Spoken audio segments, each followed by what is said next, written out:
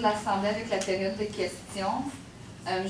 Pardon, pas la période de questions, on est dit passé, mais pour mes remarques d'introduction.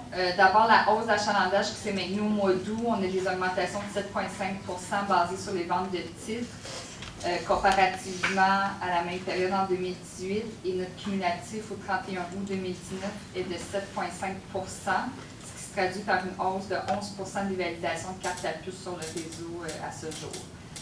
Comme chaque année, la rentrée est une période très occupée. Pour la STO, on vous rappelle que notre service d'automne est en cœur depuis le 26 août. C'est une des rentrées les plus importantes depuis le lancement du Rapibus. On parle de 24 400 heures de services supplémentaires qui ont été injectés.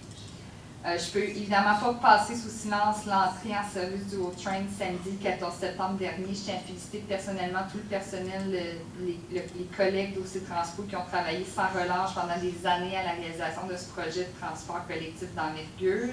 J'ajouterais qu'on continue de travailler en étroite collaboration avec OC Transpo pour l'arrimage de nos deux réseaux et ça pour le bien de notre clientèle. La STO a participé hier en compagnie de d'autres sociétés de transport collectif et de l'Association du transport urbain du Québec à une journée de sensibilisation auprès des élus à l'Assemblée nationale du Québec. On a profité de cet événement-là pour dévoiler les résultats d'une étude d'impact économique du transport collectif, une étude qui a été réalisée par cette association et qui comportait évidemment un volet régional spécifique à chacune des sociétés de transport, dont la STO.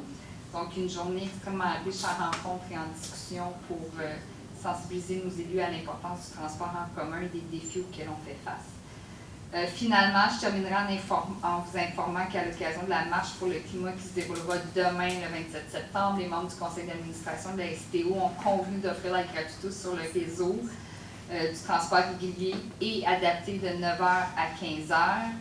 Comme leader de la mobilité durable dans la région d'Outaouais et en considération que l'environnement est une cause qui nous tient à cœur, la STO souhaitait faire un geste concret et qui soit le plus équitable possible pour les usagers réguliers afin de soutenir les participants à la marche sur le climat.